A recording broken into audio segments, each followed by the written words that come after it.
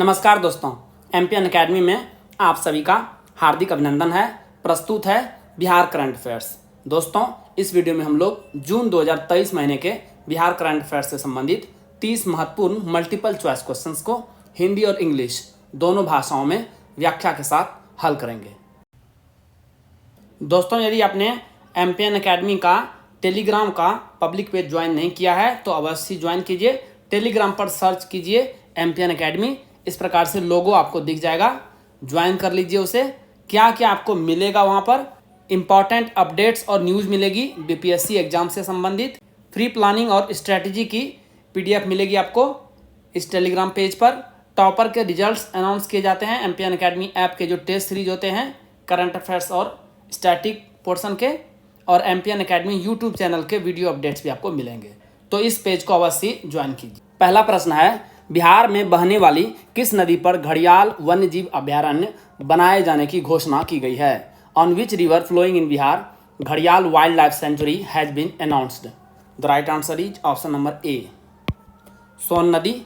National green tribunal NGT ने नदी में घड़ियाल, कछुआ व अन्य जीवों के संरक्षण के लिए सोन नदी को कानून के तहत सोन घड़ियाल वन्यजीव अभयारण्य और इको सेंसिटिव जोन घोषित करने के लिए समुचित कदम उठाने का आदेश दिया है। एनजीटी प्रमुख जस्टिस ए.के. गोयल की अगुवाई वाली पीठ ने इसके लिए केंद्रीय वन एवं पर्यावरण और जलवायु परिवर्तन मंत्रालय यूपी और बिहार सरकार को 3 माह का वक्त दिया है।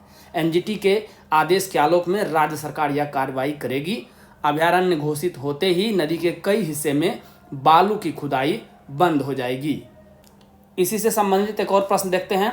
सोन नदी किस राज्य से निकलती है? Son river originates from which state? The right answer is option number B, Chhattisgarh. यह छत्तीसगढ़ के गोरेला पेंड्रा मरवाही जिले में अमरकंटक पहाड़ी के समीप से निकलती है और अंत में बिहार में पटना के समीप गंगा नदी में मिल जाती है। सोन अमरकंटक पठार के किनारे जलप्रपात की श्रृंखला का निर्माण करती है। दोस्तों, आप कमेंट बॉक्स में लिखिए कि यह जो नदी है सोन नदी, यह कुल कितने राज्यों से होकर गुजरती है, और सभी राज्य का नाम भी लिखिएगा। इसी से संबंधित यह आखिरी प्रश्न देखिए, निम्नलिखित में से कौन सोन नदी की बाईं ओर की सहायक नदी है? Which of the following is a left bank tributary of Son river? The right answer is option number C, Johila है, ये लेफ्ट बैंक ट्रिब्यूटरी है, और बाकी रिहंद, गोपद और उत्तरी कोयल राइट बैंक ट्रिब्यूटरी है। इस नदी के बाएं किनारे की सहायक नदियां कौन कौन सी हैं? घाघर, जोहिला, छोटी महानदी, और इसके दाहिने किनारे की सहायक नदियां हैं बनास, गोपद, रिहंद, कन्हार और उत्तरी कोयल। बिहार में वर्ष 1862 में सोन नदी पर बना कोइलवर पुल भारत के सबसे पुराने नदी पुल के रूप में कार्य करता है, जो आरा को पटना से जोड़ता है। प्रमुख बांध और जल विद्युत परियोजनाएं भी देख लीजिए, सोन नदी के ऊपर बनी हुई है। मध्य प्रदेश में बाणसागर बांध, उत्तर प्रदेश में पिपरी के पास रिहंद नदी पर रिहंद बांध, और तीसरा है बिहार में इंद्रपुरी बैराज। हाल ही में चर्चा में रहा बथनाहा रेलवे स्टेशन बिहार के किस जिले में स्थित है? In which state of Bihar is the Bathnaha railway station located which has been in the news recently? The right answer is option number A, ये अररिया में आता है। भारत नेपाल रेल कार्गो सेवा की 1 जून 2023 को शुरुआत कर दी गई है। नई दिल्ली स्थित हैदराबाद हाउस से प्रधानमंत्री नरेंद्र मोदी और नेपाल के प्रधानमंत्री पुष्प कमल दहल प्रचंड ने वर्चुअल तरीके से हरी झंडी दिखाकर इसे रवाना किया। उद्घाटन समारोह का आयोजन भारतीय भूभाग के बथनाहा स्टेशन पर किया गया था, जो कि बिहार के अररिया जिले में आता है। Jogbani Viratnagar cross border rail project के तहत यह काम हुआ है। फिलहाल बथनाहा से नेपाल कस्टम यार्ड तक करीब 8 किलोमीटर तक का कार्गो ट्रेन परिचालन शुरू हुआ है। पैसेंजर ट्रेन के लिए थोड़ा इंतजार करना होगा। इसके साथ ही भारत और नेपाल ने ऊर्जा क्षेत्र में एक दीर्घकालिक समझौते को मंजूरी दी है। इसके तहत भारत अगले 10 सालों में नेपाल से 10,000 मेगावाट बिजली खरीदेगा। बिहार में विधायक और विधान पार्षद के लिए विकास कोष की राशि को सालाना 3 करोड़ रुपए से बढ़ाकर कितना कर दिया गया है? In Bihar the amount of development fund for MLA and MLC has been increase from 3 crore annually to how much rupees? The right answer is option number A, इसे बढ़ा के 4 करोड़ रुपये कर दिया गया है। सरकार के इस निर्णय से बिहार विधानसभा सदस्य और बिहार विधान परिषद सदस्य अब अपने अपने निर्वाचन क्षेत्रों में विभिन्न विकासात्मक कार्यों के लिए मुख्यमंत्री स्थानीय क्षेत्र विकास योजना यानी सीएम लैट्स के तहत अधिक धन का उपयोग कर सकेंगे। जिन स्टूडेंट्स को 69वीं बीपीएससी प्रीलिम्स एग्जाम के लिए करंट अफेयर्स का पीडीएफ चाहिए, उसके बारे में जानकारी यहाँ पर दी जा रही है। लेकिन आइए सबसे पहले यह जानते हैं कि एम्पियन एकेडमी का पीडीएफ ही क्यों, क्योंकि दोस्तों हमने करके दिखाया है। आइए पिछले 4 साल और 5 एग्जाम्स की परफॉर्मेंस आपको दिखाते हैं। 66वीं बीपीएससी प्रीलिम्स का एग्जाम 2020 में हुआ था। कुल प्रश्न एम्पियन एकेडमी पीडीएफ से टैली हुआ है 36। बिहार एसआई प्रारंभिक परीक्षा 2021, क्योंकि 2021 में बीपीएससी का कोई एग्जाम हुआ ही नहीं कोविड के कारण से, तो जो सेकेंड बेस्ट एग्जाम हुआ है वो हमने लिया है। उसमें शिफ्ट 1 और शिफ्ट 2 दोनों मिला करके 31 प्रश्न टैली हुए हैं। 67वीं बीपीएससी प्रारंभिक परीक्षा 2022 में एक बार तो कैंसिल हो गया था और फिर उसके बाद री एग्जाम हुआ, दोनों मिला करके 59 प्रश्न टैली हुए हैं। बीपीएससी सीडीपीओ प्रारंभिक परीक्षा 2022 में ही 30 प्रश्न टैली हुआ है एम्पियन एकेडमी पीडीएफ से। और अभी हाल ही में 68वीं बीपीएससी प्रारंभिक परीक्षा 2023 में हुआ है और इस बार के प्रश्न बहुत ही हार्ड थे। यहाँ भी प्रश्न टैली हुआ है 23। तो दोस्तों आपने देखा 4 साल 5 exams, consistency at its best.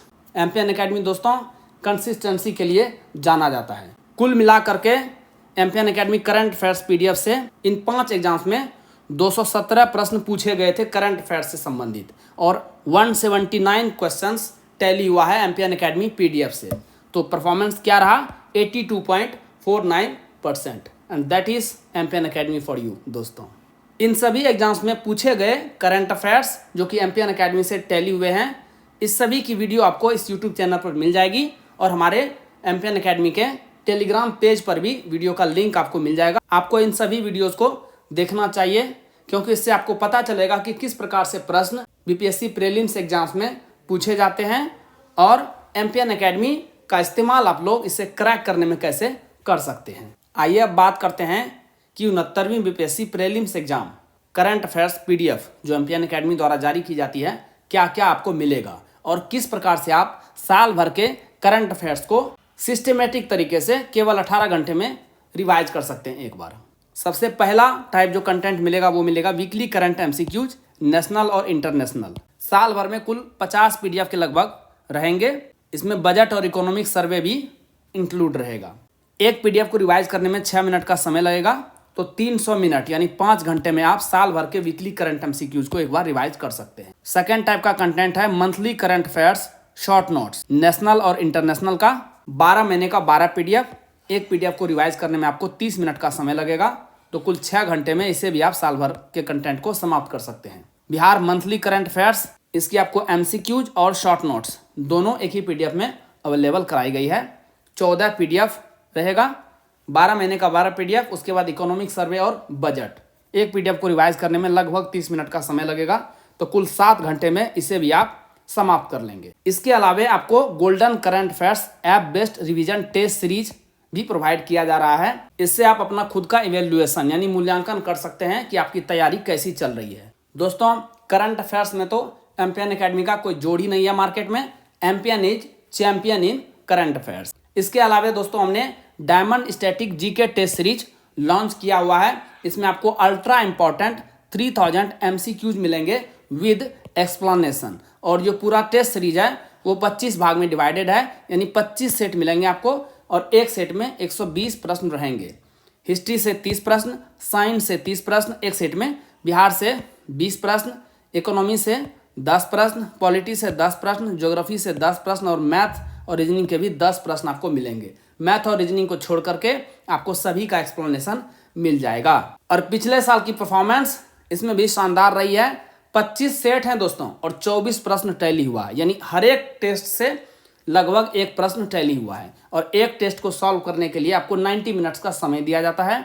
आप टेस्ट को सॉल्व कीजिए और रिजल्ट तुरंत आप चेक कर सकते हैं कि आपका कितना मार्क्स आया है। दोस्तों ये पीडीएफ और टेस्ट सीरीज आपको मिलेगा कैसे? यदि आपने एम्पियन एकेडमी ऐप डाउनलोड नहीं किया है, टाइप कीजिए एम्पियन एकेडमी और इस प्रकार से एम्पियन एकेडमी का ऐप है उसे इंस्टॉल कीजिए। ओटीपी के साथ आप लॉगिन कर लेंगे। उसके बाद स्टोर सेक्शन में वहाँ पे चले जाइए, आपको कोर्सेस मिल जाएंगे। 69वीं BPSC current affairs PDF course और diamond static GK test series, 2 प्रकार के कोर्सेस मिलेंगे अलग अलग हिंदी और इंग्लिश लैंग्वेज में। आप जिस लैंग्वेज में ऑप्ट करना चाहते हैं उसे सेलेक्ट कीजिए। वहाँ पर पेमेंट का लिंक आपको मिल जाएगा। बहुत ही मामूली शुल्क पर ये सभी कंटेंट आपको प्रोवाइड किया जा रहा है। कोर्स के कंटेंट सेक्शन में सभी स्टडी मटेरियल और टेस्ट सीरीज आपको प्रोवाइड करा दी जाएगी। बिहार में वर्तमान में कुल कितने मेडिकल कॉलेज हैं? At present how many medical colleges are there in Bihar? The right answer is option number B, 10। News में क्यों है? क्योंकि पूर्णिया मेडिकल कॉलेज में एमबीबीएस की पढ़ाई का रास्ता साफ हो गया है। नेशनल मेडिकल काउंसिल ने पूर्णिया में एमबीबीएस की 100 सीटों पर पढ़ाई करने की अनुमति दे दी है। स्वास्थ्य विभाग के अपर मुख्य सचिव प्रत्यय अमृत ने कहा कि इसके साथ ही प्रदेश में राज्य सरकार के 10 मेडिकल कॉलेज हो गए हैं। बिहार के चौथे एयरपोर्ट का निर्माण किस शहर में कराए जाने की घोषणा की गई है? In which city it has been announced to construct the 4th airport of Bihar? The right answer is option number B, Purnia. Purnia में नागरिक विमान सेवा शुरू करने के लिए एयरपोर्ट अथॉरिटी ऑफ इंडिया और बिहार सरकार के बीच समझौता ज्ञापन पर हस्ताक्षर हो गया है।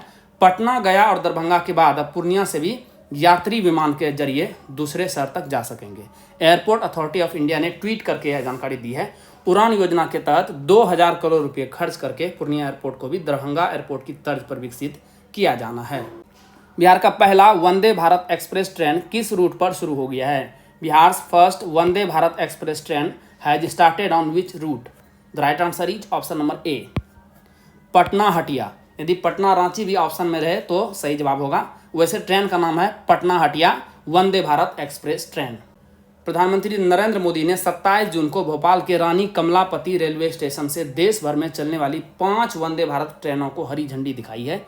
इसके साथ ही गोवा, बिहार और झारखंड को भी अपनी पहली वंदे भारत ट्रेन मिली है। तो ये 5 ट्रेन कौन कौन से हैं? रानी कमलापति जबलपुर वंदे भारत एक्सप्रेस, दूसरा है खजुराहो भोपाल इंदौर वंदे भारत एक्सप्रेस, तीसरा है मडगांव जो कि गोवा में पड़ता है से लेकर के मुंबई वंदे भारत एक्सप्रेस, चौथा है धारवाड़ बेंगलुरु वंदे भारत एक्सप्रेस, पांचवा है हटिया जो कि रांची के पास ही है हटिया पटना वंदे भारत एक्सप्रेस। और यह जो हटिया पटना वंदे भारत एक्सप्रेस है बिहार में यह 4 रेलवे स्टेशन पर रुकेगी, पहाड़पुर, गया, जहानाबाद और पटना। बिहार का पहला विश्वविद्यालय कौन है जिसे राष्ट्रीय मूल्यांकन एवं प्रत्यायन परिषद नैक ने A++ ग्रेड दिया है? Which is the first university in Bihar to be awarded A++ grade by the national assessment and accreditation council NAAC? The right answer is option number C, Dakshin Bihar Kendriya Vishwavidyalaya central university of south Bihar.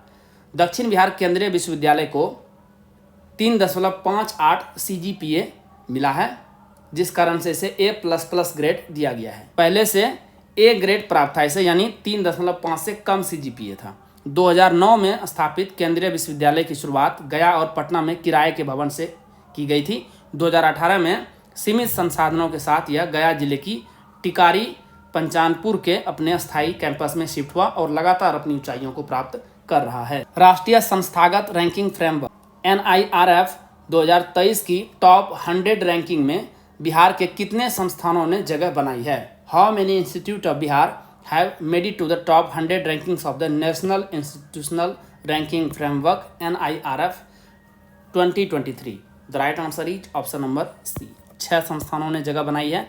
AIIMS Patna को medical में 27वां स्थान मिला है।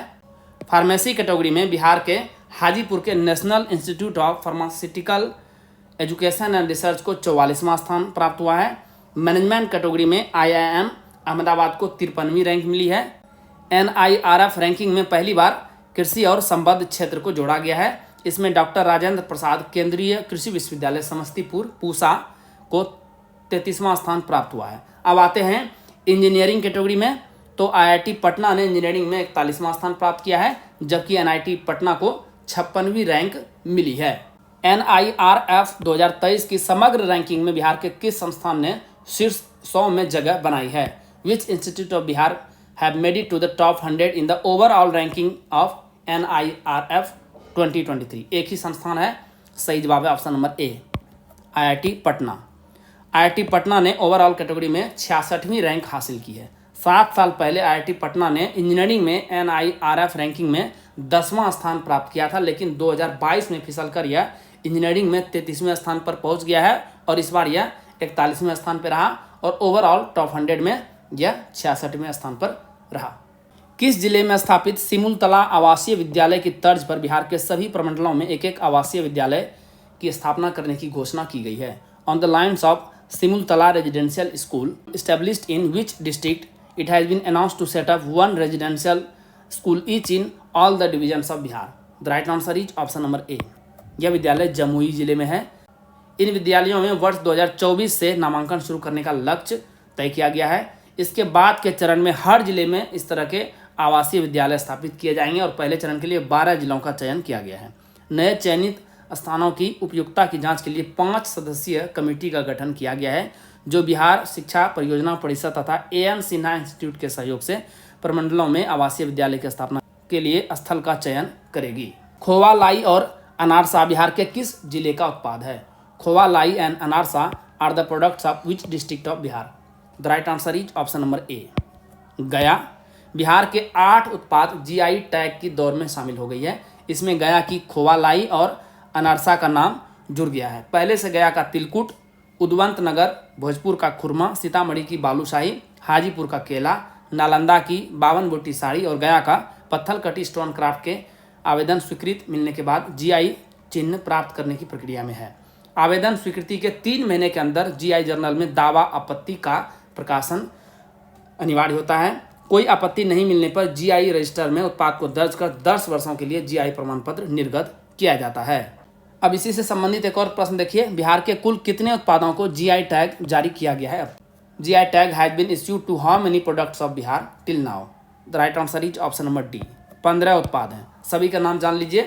पहला है Madhubani painting, दूसरा है applique यानी खटवा बिहार का काम, तीसरा है बिहार का सुजनी कढ़ाई, चौथा है बिहार के सिक्की घास उत्पाद, 5वां है भागलपुर सिल्क, छठा है एप्लिक खटवा बिहार का कार्य लोगो, 7वां है सिक्की घास उत्पाद बिहार का लोगो, 8वां है बिहार का सुजनी कढ़ाई कार्य लोगो, 9वां है भागलपुरी जर्दालू आम, 10वां है कतरनी चावल, 11वां है मगही पान, 12वां है बिहार की शाही लीची, 13वां है सिलाव खाजा, 14वां है मंजूसा कला और 15वां है मिथिला मखाना।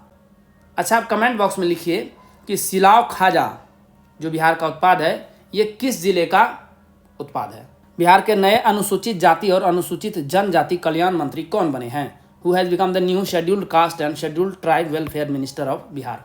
The right answer is option number B, ये बने हैं रत्नेश सदा। बिहार के अनुसूचित जाति जनजाति कल्याण मंत्री संतोष कुमार सुमन उर्फ संतोष मांझी ने इस्तीफा दे दिया और इसकी पार्टी हम ने सरकार से समर्थन वापस ले लिया है। सोनवर्षा जो कि सहरसा जिले में आता है, विधानसभा के जदयू विधायक रत्नेश सदा इस विभाग के नए मंत्री बने हैं। चौथे राष्ट्रीय जल पुरस्कार समारोह में बिहार को सर्वश्रेष्ठ राज्यों की श्रेणी में कौन सा पुरस्कार मिला? Which award did Bihar get in the best states category at the 4th national water awards ceremony? The right answer is option number C, तीसरा पुरस्कार मिला है। उपराष्ट्रपति जगदीप धनखड़ तथा केंद्रीय जल शक्ति मंत्री गजेंद्र सिंह शेखावत ने राष्ट्रीय जल पुरस्कार 2022 के विजेताओं को सम्मानित किया। बिहार की तरफ से ग्रामीण विकास विभाग के सचिव डॉक्टर एन श्रवण कुमार तथा जल जीवन हरियाली मिशन के मिशन निदेशक राहुल कुमार ने पुरस्कार ग्रहण किया।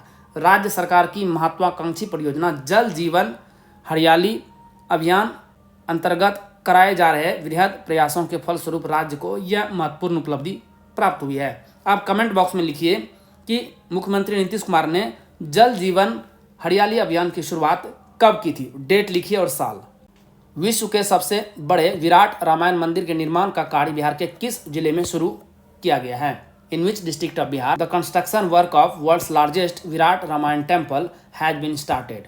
The right answer is option number C, Purvi Champaran. पूर्वी चंपारण के केसरिया चकिया पथ पर स्थित कैथवलिया बहुवारा में मंदिर के निर्माण का कार्य 20 जून को शुरू हो गया। 120 एकड़ में प्रस्तावित मंदिर का निर्माण 2025 तक पूरा हो जाएगा। मंदिर के 12 शिखरों का निर्माण होना है। इसकी साज सज्जा 2027 तक संभावित है। मंदिर 3 मंजिला होगा। कंबोडिया सरकार ने मंदिर के पहले के नाम विराट अंकोरवाट मंदिर पर वर्ष 2012 में आपत्ति जताई थी। बाद में भारतीय पुरातत्व सर्वेक्षण विभाग ने रामायण मंदिर का निर्माण अंकोरवाट मंदिर से अलग होने की रिपोर्ट दी, तब मामला सुलझा। Swiss air quality technology company IQ air की रिपोर्ट के अनुसार दुनिया के सबसे प्रदूषित शहरों में पटना की रैंक क्या है? According to the report of IQ air a Swiss air quality technology company, what is the rank of Patna among the most polluted cities in the world? The right answer is option number D. 10वें स्थान पर है पटना। 2022 में चाड, Iraq, Pakistan, Bahrain और बांग्लादेश 5 सबसे प्रदूषित देशों के साथ सूची में भारत 8वें स्थान पर था। दुनिया के सबसे ज़्यादा प्रदूषित 20 शहरों में 14 शहर भारत के हैं। बाकी 6 शहर जो हैं उसमें 3 पाकिस्तान के हैं, जिसमें लाहौर शहर दुनिया में टॉप पर है। चीन का होतन शहर दुनिया में दूसरे नंबर पर है, जबकि भारत का भिवंडी तीसरे स्थान पर है और बिहार की राजधानी पटना 10वें स्थान पर है।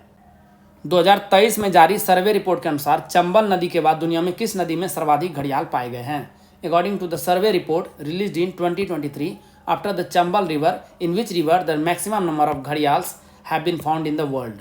The right answer is option number C, Gandak नदी में। 2015 के सर्वे में गंडक में 54 घड़ियाल मिले थे। भारतीय वन्य जीव ट्रस्ट WTI की ओर से 2023 में जारी घड़ियालों की सर्वे रिपोर्ट में 217 घड़ियाल वाल्मीकि नगर से हाजीपुर तक के सर्वे में मिले हैं। इसके साथ गंडक घड़ियाल की संख्या में चंबल नदी के बाद दुनिया में दूसरे स्थान पर आ गया है। वर्ष 2019 में पूरी दुनिया में हुए सर्वे में 650 घड़ियाल पाए गए थे। इसमें 77% केवल चंबल नदी में मिले थे। मुंबई में आयोजित राष्ट्रीय विधायक सम्मेलन में देश के सर्वश्रेष्ठ विधायक के रूप में किसे सम्मानित किया गया है? Who has been honoured as the best legislator of the country at the national legislators conference held in Mumbai? The right answer is option number D, doctor Shakeel Ahmad Khan. Bihar Vidhansabha में कांग्रेस विधायक दल के नेता डॉक्टर शकील समेत देश के सर्वश्रेष्ठ 75 विधायकों को सम्मानित किया गया। क्षेत्रीय विकास कार्य में सर्वश्रेष्ठ योगदान देने के लिए इन्हें सम्मानित किया गया है। साथ ही प्रगतिशील कार्यों के लिए सदन में सबसे ज़्यादा आवाज़ बुलंद करने वाले श्रेणी में भी इन्हें सम्मान मिला है। कटिहार में जन्मे शकील कटिहार के कदवा विधानसभा क्षेत्र से कांग्रेस के विधायक निर्वाचित हुए हैं। मुंबई के बाद दूसरा राष्ट्रीय सम्मेलन गोवा में होगा।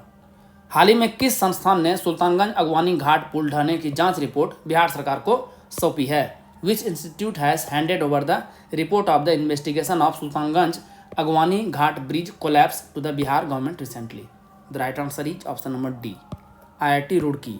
30 अप्रैल 2022 को यानी पिछले साल सुल्तानगंज की ओर पुल का हिस्सा आंधी के कारण गिरा था। सुल्तानगंज भागलपुर जिले में है। इसके बाद IIT रुड़की को जांच सौंपी गई थी। साथ ही रिपोर्ट आने तक इस हिस्से के निर्माण पर रोक लगा दी गई थी। इसमें संरचनात्मक खामियों को उजागर किया गया था। इसके बाद सरकार ने इसे पूरे पुल की रिपोर्ट तैयार करने को कहा था। 4 जून को इस वर्ष खगड़िया की ओर का हिस्सा ढह गया। इसके बाद पुल गिरने के मामले में IIT रुड़की ने अपनी जांच रिपोर्ट सौंप दी है। 1710 करोड़ रुपए की 4 लेन की सड़क पुल का निर्माण SP सिंगला कंपनी कर रही है। बिहार राज्य का दूसरा तैराकी प्रशिक्षण केंद्र किस जिले में खोला जाएगा? In which district will the second swimming centre of Bihar state be opened? The right answer is option number A, Banka में। बांका के जिलाधिकारी अंशुल कुमार ने बताया कि यह तैराकी ट्रेनिंग सेंटर बांका के ओरनी डैम में खोला जाएगा। अभी मात्र पटना में तैराकी प्रशिक्षण केंद्र है, जहां तैराकी के लिए मास्टर ट्रेनिंग के साथ ही SDRF की टीम को प्रशिक्षित किया जाता है। साथ ही बांका में SDRF का एक अस्थायी कैंप भी स्थापित किया जाएगा। वित्तीय वर्ष 2022-23 में बिहार का इकलौता मुनाफा कमाने वाला एयरपोर्ट कौन बन गया है? Which has become the only profit making airport of Bihar in the financial year 2022-23? The right answer is option number D, Darbhanga हवाई अड्डा। यात्रियों की संख्या और मुनाफे के मामले में दरभंगा एयरपोर्ट एक बार फिर देश में उड़ान योजना के तहत नंबर 1 बन गया है। वर्ष 2022-23 में 6,17,000 यात्रियों ने यहाँ से सफ़र किया। इससे पूर्व 2021-22 में भी 6,19,000 लोगों ने दरभंगा एयरपोर्ट से आगमन और प्रस्थान किया था। वर्ष 2020 में एयरपोर्ट से व्यावसायिक उड़ानें शुरू होते ही बड़ी संख्या में लोगों को इसका लाभ मिलने लगा है। भारतीय रेल के कार्यशाला परियोजना संगठन WPO का मुख्यालय कहाँ है? Where is the headquarters of the workshop project organisation of Indian railways? The right answer is option number B, Patna में। अक्टूबर 2022 में स्थापित कार्यशाला, इसे कारखाना भी कह सकते हैं, परियोजना संगठन WPA के पास भारतीय रेलवे पर टर्नकी आधार पर उत्पादन इकाइयों और कार्यशालाओं की स्थापना की जिम्मेदारी है। न्यूज़ में क्यों है अभी? भारतीय रेल के विभिन्न कारखानों के निर्माण एवं आधुनिकीकरण में अहम योगदान देने वाले कारखाना परियोजना संगठन WPA को रेलवे बोर्ड ने 31 दिसंबर 2023 तक पूरी तरह से बंद करने का आदेश जारी कर दिया है। हर जोन और डिवीजन में गति शक्ति यूनिट की स्थापना के बाद रेलवे की नज़र में अब WPO की विशेष उपयोगिता नहीं रह गई है। Bihar chamber of commerce Patna के भवन में WPO का मुख्यालय है। बिहार में NTPC संयंत्रों से बिजली आवंटन बढ़कर कितना मेगावाट हो गया है? Power allocation from NTPC plants in Bihar has increase to, the right answer is option number C 6,943 megawatt. Patna के बार स्थित एनटीपीसी के प्लांट से 660 मेगावाट की चौथी इकाई ने सफलतापूर्वक काम करना शुरू कर दिया है। इससे अब बिहार को बाजार से बिजली लेने की जरूरत नहीं होगी, यानी बिहार पावर सेक्टर में आत्मनिर्भर हो गया है। कुल अनुमानित 21,000 करोड़ रुपए की लागत से बनने वाले बाढ़ प्लांट की कुल उत्पादन क्षमता वर्तमान में 1980 मेगावाट से बढ़ करके 2640 मेगावाट हो गई है। बिहार में एनटीपीसी संयंत्रों से बिजली आवंटन 6,560 मेगावाट से बढ़ करके 6,943 मेगावाट हो गई है। वर्तमान में बिहार की अधिकतम औसत बिजली की खपत है 6,700 मेगावाट। तो देखेंगे तो कंजम्पशन से ज़्यादा प्रोडक्शन ही हो रहा है। वैसे गर्मी के सीज़न में बिहार की बिजली की ज़रूरत 7,000 से ऊपर मेगावाट की हो जाती है। श्रीमद् भगवद गीता का मैथिली में अनुवाद किसने किया है? Who has translated Shrimad Bhagavad Gita into Maithili? The right answer is option number B Kajal Karn. Software क्षेत्र में काम करने वाली कर्ना ग्रुप ऑफ कंपनी की सीईओ काजल कर्ण श्रीमद् भगवद गीता का मैथिली में शब्दशः अनुवाद से अभी चर्चा में है। इनके द्वारा अनुवादित गीता की करीब 40,000 प्रतियां बिक चुकी है। इसमें से 30,000 प्रतियां विदेशों में रहने वाले लोगों ने मंगाया है। काजल मूल रूप से नेपाल के जनकपुर धाम की रहने वाली है। इनकी मां अंजलि कर्ण का मायका पटना में। ट्रांसजेंडर समुदाय ने बिहार के किस शहर में सतरंगी दोस्ताना रेस्टोरेंट खोला है? Transgender community has open Satrangi Dostana restaurant in which city of Bihar? The right answer is option number B Patna में। ट्रांसजेंडर समुदाय ने बिहार में पहली बार रेस्टोरेंट खोला है। रेस्टोरेंट का उद्घाटन पटना की महापौर सीता साहू और अमेरिका महावाणिज्य दूतावास कोलकाता की मेलिंडा पावेक ने संयुक्त रूप से किया। सीता साहू ने बताया कि नगर निगम ने ट्रांसजेंडर समुदाय को रोजगार से जोड़ने के लिए जगह दी है। दोस्ताना सफर की मदद से इसे बनाया गया है। लेबर एंगेजमेंट ग्रुप की G20 बैठक बिहार के किस शहर में आयोजित की गई? G20 meeting of the labour engagement group was held in which city of Bihar? The right answer is option number ए पटना में इसका आयोजन हुआ है। 2 दिवसीय L20 का आयोजन 22 और 23 जून को किया गया। राजधानी पटना में आयोजित L20 शिखर सम्मेलन में सभी वर्ग को सामाजिक सुरक्षा, महिलाओं में कौशल विकास, सामाजिक सुरक्षा निधि को अंतर्राष्ट्रीय स्तर पर आसान बनाने जैसे मुद्दों पर सहमति बनी है। सम्मेलन में 5 टास्क फोर्स का भी गठन किया गया। इसमें कौन कौन से हैं? सार्वभौमिक सामाजिक सुरक्षा, महिलाएं और श्रम का भविष्य, अंतर्राष्ट्रीय श्रम का प्रवासन, सामाजिक सुरक्षा निधि की अंतर्राष्ट्रीय पोर्टेबिलिटी, श्रम की बदलती दुनिया, G20 देशों में रोजगार के नए अवसर और चुनौतियां व कौशल विकास, हिस्सेदारों की भूमिका और जिम्मेदारियां शामिल है। इसकी जानकारी L20 के अध्यक्ष हिरण्मय पांड्या ने दी। मैथिली के लिए बाल साहित्य पुरस्कार 2023 से किसे सम्मानित किया गया है? Who has been honoured with the Bal Sahitya Puraskar 2023 for Maithili? The right answer is option number D Akshay Anand Sunny. Madhubani जिला निवासी अक्षय आनंद सन्नी के कविता संग्रह ओल कतरा झोल कतरा का चयन किया गया है। सन्नी की यह पुस्तक 2017 में प्रकाशित हुई थी। अब तक इनकी 3 कविता संग्रह आम छू अमरोछा छू वर्ष 2020 में और तीसरी पुस्तक है यह ओनाइत आखर। दोस्तों, जैसा कि बताया गया है, इस वीडियो लेक्चर का PDF आपको इंग्लिश और हिंदी दोनों भाषाओं में फुल डिस्क्रिप्शन के साथ एमपीएन अकेडमी ऐप पर प्राप्त होगा। दोस्तों, इन PDF के सारे आप इस आधे घंटे के वीडियो लेक्चर को आसानी से 5 से 6 मिनट में रिवाइज कर पाएंगे, जिससे आपका बहुत सारा समय बचेगा, जिसे आप स्टैटिक पोर्शन पर खर्च कर सकते हैं और अपने टाइम को बेटर मैनेज कर सकते हैं। दोस्तों, एमपीएन अकेडमी ऐप का लिंक आपको इस वीडियो के डिस्क्रिप्शन बॉक्स और पिन कमेंट सेक्शन में प्रोवाइड करा दिया जाएगा। चलिए अंतिम प्रश्न को हल करते हैं। बिहार के एकमात्र चिड़ियाघर की स्थापना किस वर्ष हुई थी? In which year the only zoo of Bihar was established? The right answer is option number B 1973। News में क्या है? 22 जून इस वर्ष को पटना चिड़ियाघर की स्वर्ण जयंती मनाई गई, यानी 50 साल पूरा हो गया है। राजभवन की 34 एकड़ भूमि लेकर पटना जू की स्थापना वैसे तो 1969 में की गई थी, लेकिन उस समय यह जू नहीं था, बल्कि यह वनस्पति उद्यान यानी बोटेनिकल गार्डन था। 1972 में राजस्व विभाग और लोक निर्माण विभाग से 100 एकड़ से ज़्यादा की भूमि मिली थी। यहाँ पर पहली बार रेस्क्यू कर 3 हिरन लाए गए थे। इन्हें राजभवन कैंपस में एक केज में रखा गया था। यह केज आज भी जू में मौजूद है। वहीं से चिड़ियाघर शुरू करने का विचार आया। इसके बाद डेट याद रखिए, 22 जून 1973 ईस्वी को सेंट्रल जू अथॉरिटी की ओर से इसे जू की मान्यता मिली थी, यानी ऑथराइज्ड डेट है 22 जून 1973 और 22 जून 2023 को 50 वर्ष पूरा हो गया है। और इसी खुशी में बिहार के पर्यावरण मंत्री तेज प्रताप ने देखिए ये केक काटा है। पहली बार वर्ष 1979 में असम से एक जोड़ा गैंडा आया था। अक्टूबर 1980 में पटना जू का नाम बदल करके क्या हो गया था, संजय गांधी जैविक उद्यान। दोस्तों जून 2023 महीने के बिहार करंट अफेयर से संबंधित जितने भी महत्वपूर्ण प्रश्न बन सकते थे उसे हमने 30 MCQs में शामिल किया है। लेकिन दोस्तों इसके अलावा भी बहुत सारे ऐसे अतिरिक्त करंट अफेयर्स होते हैं जो कि उतने इंपॉर्टेंट नहीं होते हैं लेकिन एग्जाम में दिखाई दे जाते हैं। इसी के लिए हमने ये चलते चलते सेक्शन बनाया है। दोस्तों ये कंटेंट आपको PDF के रूप में पॉइंट वाइज फॉर्मेट में मिलेगा। इसे वीडियो में शामिल नहीं किया जा रहा है क्योंकि इससे वीडियो काफ़ी लंबा हो जाएगा।